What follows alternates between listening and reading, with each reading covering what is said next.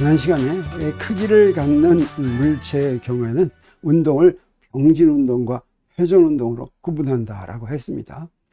그래서 오늘은 회전운동 방정식을 공부합니다. 지난 시간 마지막에 크기를 갖는 물체의 운동을 기술하는 방법이 무엇인가 라고 하는 질문에서 병진운동을 기술할 때는 어떻게 했느냐면 뉴턴의 운동 방정식을 적용했죠. 모든 자연현상을 설명하는 것이 바로 뉴턴의 운동 방정식 F는 ma였습니다. 그런데 회전운동도 자연현상에 속합니까? 안 합니까? 당연히 자연현상에 속하죠. 그래서 회전운동을 기술하는 방법은? 하고 물어보면서 새로운 기본법칙을 적용할까? 라고 물어보면 답이 어떻겠습니까? 아니다. 노죠. 그러면 여기에 F는 ma를 그대로 적용할까? 이렇게 물어보면 이것도 또 아니답니다. 그래서 지금 오늘 얘기하려고 하는 것이 회전운동 방정식인데, 회전운동 방정식은 우리가 지금까지 알고 있는 F는 ma, 회전운동 방정식 이렇게 얘기하면 F는 ma는 뭐라고 얘기할 수도 있냐면 병진운동 방정식 이렇게도 얘기할 수가 있습니다. 그러면 회전운동 방정식 오늘 공부할 것이, 그러면 F는 ma하고 다른 방정식이냐? 그렇지가 않고 같은 방정식인데, 크기를 갖는 물체의 회전운동에 적용하도록 이렇게 맞춰 놓은 것인데, 그러면 그것을 어떻게 맞추는가? 회전운동을 기술하는 방법 자체가 어떻게 하는 것이냐면, 우리 이론을 새로 만든다고 그러지 않았죠.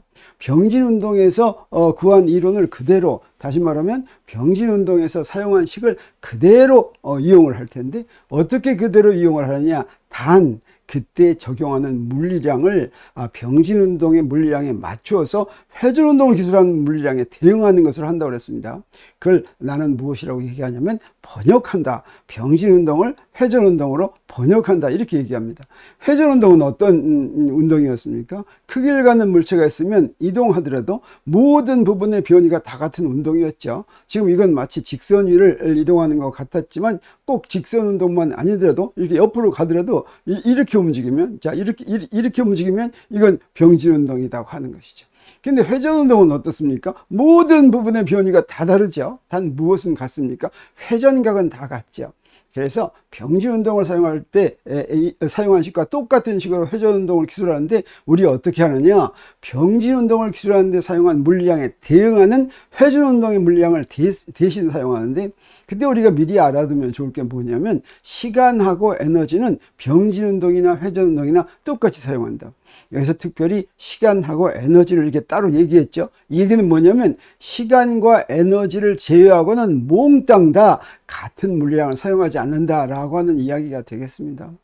왜 시간과 에너지는 그 병진운동과 회전운동에서 같은 양을 사용하는가 하는 걸 설명하는 것은 우리가 좀 나중에 설명해야 돼서 그냥 이거는 그렇게 그냥 받아들이기 바랍니다. 그러면 그 다음에는 어떻게 하느냐? 병진운동을 기술하는 물리량에 대응하는 회전운동의 물리량을 찾게 됩니다. 찾는 것을 나는 번역한다 이렇게 얘기하는데, 그러면 병진운동을 기술하는 공식에서 물리량을 회전운동하는 물리량으로 바꿨으면, 그 대응하는 번역한 물리량으로 바꿨으면 회전운동을 기술하는 공식이 된다고 하는 거죠. 그래서 여기서 이 병진운동에서의 변위에 대응하는 건 뭐라고 볼 수가 있겠습니까? 이건 바로 회전각, 각이라고 볼 수가 있겠죠. 그래서 위치 X에 대응하는 것은 각 세타다라고 얘기할 수가 있겠습니다. 그러면 이렇게 요것만 알게 되면 차근차근 우리 대응하는 물리량을 찾아낼 수가 있는데, 회전운동을 기술하는 물리량 우리 보겠습니다. 먼저 병진운동하고 회전운동을 요거를 같이 쓰는데, 우리 똑같은 건 뭐가 있다고 그랬습니까? 네, 시간하고 에너지는 똑같은 걸 이용한다라고 했죠. 그러면 병진운동 X에 대응하는 것이 뭐라고 그랬냐면 각세타라고 그랬습니다. 그리고 우리가 운동을 기술할 때 그 다음으로 나오는 게 무엇이었냐면 변이었죠. 변이라고 하는 것은 나중 위치에서 처음 위치를 뺀 거죠. 자, 그러면 이것을 회전운동으로 번역할 때는 어떻게 하면 되겠습니까? 서로 이렇게 일관성이 있어야 되겠죠. 그러면 여기에 우변에 X'과 X는 우리가 아는 것이니까 위치에다가는 뭘 집어넣어야 되겠습니까? 네, 각을 집어넣어야 되겠죠. 그래서 나중 각에서 처음 각을 뺀 걸 우리가 회전각이라고 부르겠습니다. 그게 변이에 해당하는 건 이건 회전각이다 이렇게 얘기할 수가 있겠습니다. 그럼 우리가 그 다음에 이제 병진 운동에서 이용한 게 뭐냐면 속도인데, 속도는 바로 무엇입니까? 델타 t분의 델타 x죠. 이게 속도죠. 그러면 여기서 우리 뭘 할 수가 있냐면, 우리 이제 속도를 번역을 해야 될 텐데, 우변에 있는 델타 x하고 델타 t는 우리가 압니까? 모릅니까? 회전 운동에서도 뭐가 될지 알지요. 델타 t는 어떻습니까? 바뀌지 않는다고 그랬죠.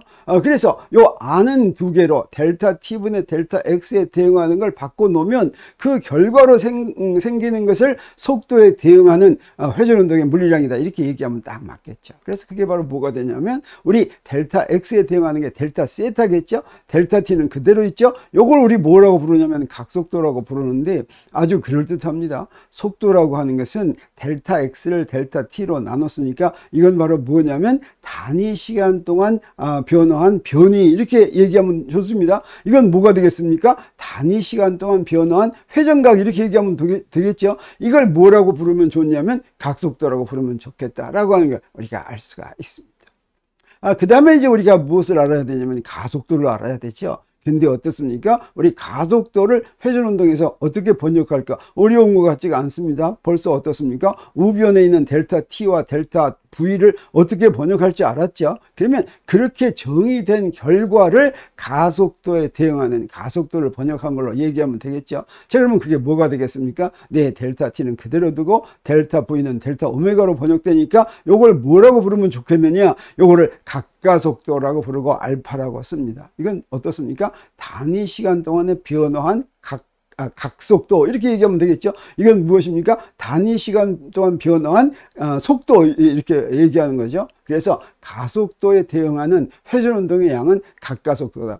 우리가 이렇게 하나씩 이렇게 연역해 나가면 우리 병진 운동에서 이용되는 양을 회전 운동으로 이렇게 번역할 수가 있다라고 하는 것을 우리가 알 수가 있겠습니다. 근데 우리 병진 운동이나 회전 운동이나 다 똑같이 벡터량이 있을 수가 있죠. 벡터량은 크기와 방향이 있어야 되는데, 회전 운동에서의 방향은 어떻게 정의되는지 궁금합니다. 왜 그러냐면, 회전 운동은 이렇게 뺑뺑 도는 거니까 뺑뺑 도는 방향은 어떻습니까? 지금 도는 방향을 방향으로 한다면 요거는 돌면서 어때요? 돌면서 방향이 변하죠. 돌면서 이게 방향이 변합니다. 그래서 어떤 물량이 방향이 계속 변하는 걸로 얘기하면 안 되겠죠. 안 변하는 걸로 정의해야 되겠습니다. 그래서 회전 운동의 물량의 방향을 어떻게 정하면 회전 운동에서의 벡터량이 잘 정의가 되냐면, 회전 운동을 기술하는 물량의 방향은 회전하는 면의 수직인 축의 방향으로 정한다라고 얘기할 수 있습니다. 그래서 예를 들면 우리 쉽게 이해할 수 있습니다. XY 평면 위에서 반시계 방향으로 회전 운동을 한다고 하겠어요. 여기 XY축이 이렇게 있습니다. XY축에서 반시계 방향으로 지금 회전한다고 하는 것은 위에서 볼 때 반시계 방향입니다. 밑에서 보면 시계 방향이 되죠. 그러면 어떻게 돼요? X축에서 Y축으로 가는 거죠. 자, 이렇게 돈다고 하는 겁니다. 이렇게 뺑뺑 돌 때 요것의 방향은 어떻게 하냐? 요것의 방향은 요 접선 방향이라고 한다면 방향이 계속 변하죠. 그래서 요 방향을 하나의 방향으로 대표할 수 있으면 어떻게 대표가 되겠습니까? 자, 그러면 이런 경우에는 무엇으로 대표가 되냐면, 요거는 그림과 같이 회전하면 회전 방향은 어떤 방향이냐? 플러스 Z 방향입니다. 자, 요 딱 한 방향으로 이렇게 요걸로 정하면 이 회전 방향을 하나로 대표할 수 있다고 하는 거죠. 그리고 요 방향을 우리가 쉽게 이해할 수 있는 건 뭐냐면, 어떤 것이든지 이렇게 회전을 할 것 같으면 그 회전하는 방향으로 오른 나사를 돌릴 때 나사가 진행하는 방향이다 라고 외우면 아주 기억하기가 좋습니다. 그리고 오른손을 써서 회전하는 방향을 이렇게 돌려 잡으면 이 엄지손가락의 방향이 바로 그 회전 운동의 방향이다, 이렇게 얘기할 수 있습니다. 이게 바로 이제 오른나사의 법칙이다, 이렇게 얘기할 수가 있는데, 그래서 이거는 꼭 이렇게 뺑뺑 도는 것뿐만 아니라 회전하는 물량에 대한 건 전부 이렇게 방향을 생각합니다. 그래서 그 회전 각의 방향도 이렇게 되고, 회전 각도 물리량입니다.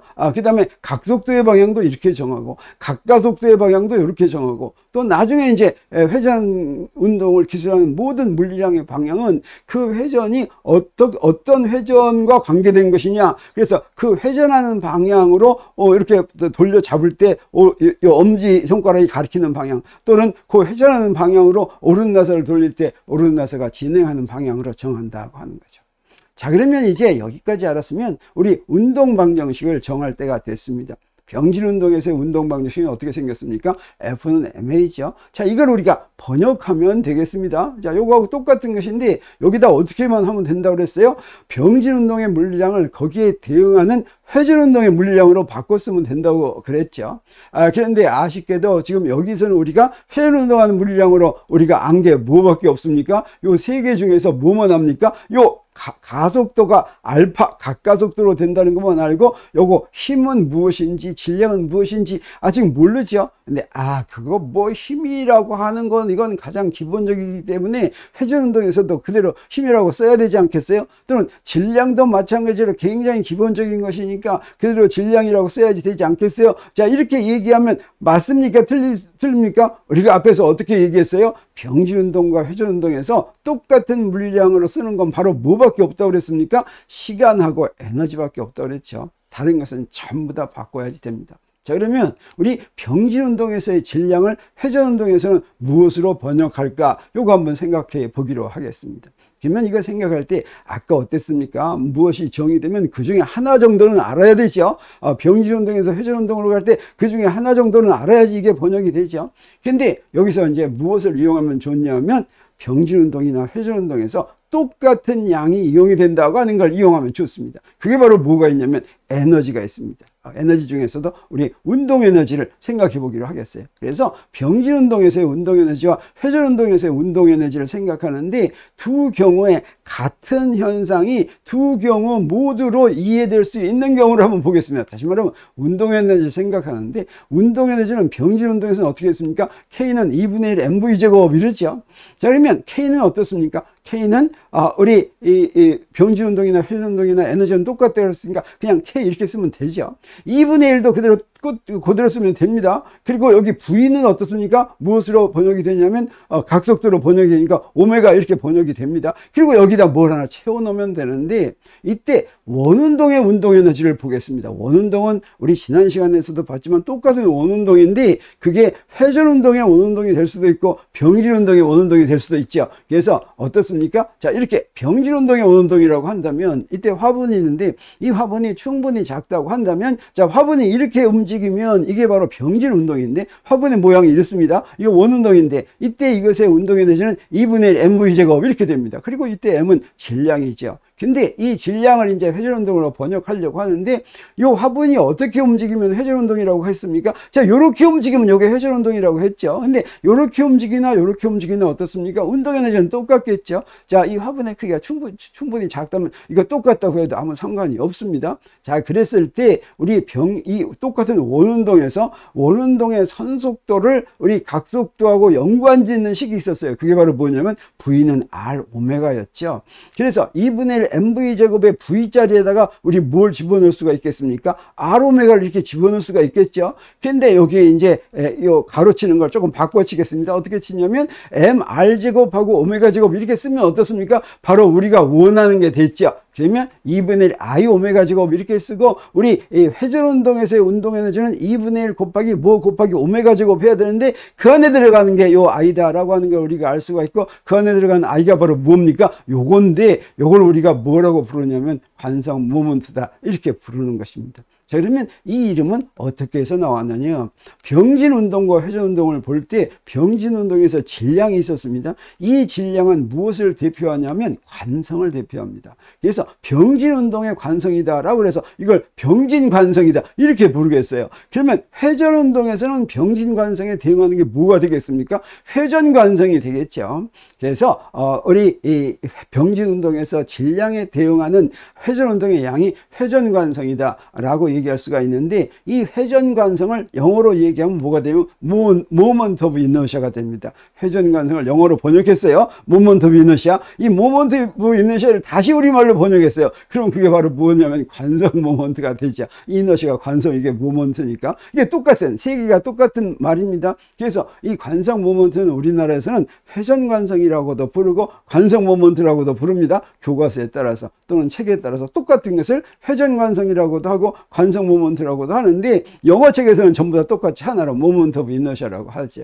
자, 그러면 다시 아까로 돌아가겠습니다. 그러면 운동 에너지를 이용했더니 어떻게 됩니까? 2분의 1 mv 제곱을 우리 어떻게 바꿔 쓸 수가 있었어요? 2분의 1 mr 오메가의 제곱인데 그게 mr 제곱 오메가 제곱 이렇게 됐죠. 그래서 이거 2분의 1 i 오메가 제곱 이렇게 되는데 바로 mr 제곱하고 i가 같고 지금 요 자리에 들어올 거, 요 자리에 들어올 게 이게 바로 관성 모멘트가 되는데 병진 운동에서는 여기에 들어오는 게 병진 관성이었으니까 요게 바로 회전 관성이 들어오겠죠. 이 회전 관성을 우리가 i라고 표시하면 그것이 이제 병진 운동의 경우에 볼 것 같으면 그건 바로 mr 제곱과 같더라. 그래서 관성 모멘트는 mr 제곱이 된다고 하는 걸 우리가 알 수가 있고, 우리 여기서 이제 알았습니다. 그래, 가속도에다가는 각가속도를 집어넣고, 우리 어떻습니까? 질량에다가는 관성 모멘트를 집어넣는데, 이제 마지막으로 뭘 집어넣을 차례가 됐습니까? 힘은 여기다가 뭘 집어넣을까? 그대로 힘 집어넣으면 안 된다고 하는 거 우리가 알았죠. 그래서 병진 운동에서 힘을 회전 운동에서 무엇으로 번역할까? 이게 고민이죠.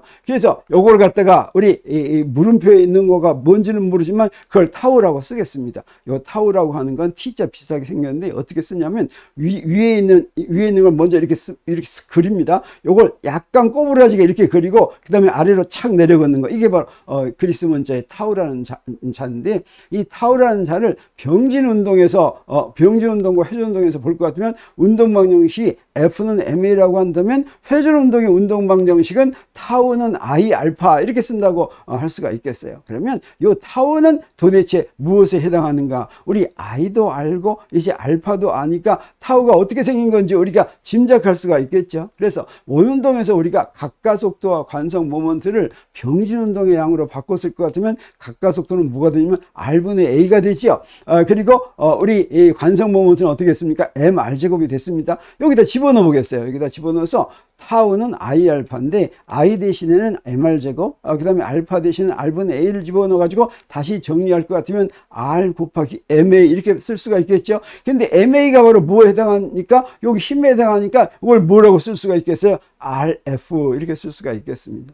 그래서 그 크기를 갖는 물체에 힘이 작용해 가지고 회전 운동의 원인이 될 때, 그때 그 힘의 역할이 그 힘 자체가 아니라 그 힘의 역할인데, 회전 운동에 대해서는 R을 곱해 가지고 그 역할이 된다. 그리고 요걸 우리가 뭐라고 그러냐면 요걸 타우라고 썼는데 요걸 토크라고 부릅니다. 그래서 토크는 또 방향도 생각하면 우리가 나중에 더 자세히 얘기하겠지만 토크의 방향은 이 토크도 벡터고 R도 벡터고 F도 벡터니까 두 개의 벡터를 곱해서 벡터를 만들려면 우리 어떻게 해야 됩니까? 두 벡터를 곱해서 벡터 만들려면 당연히 이렇게 가위표를 써야 되죠. 가위표가 바로 뭡니까? 크로스 프로덕트죠.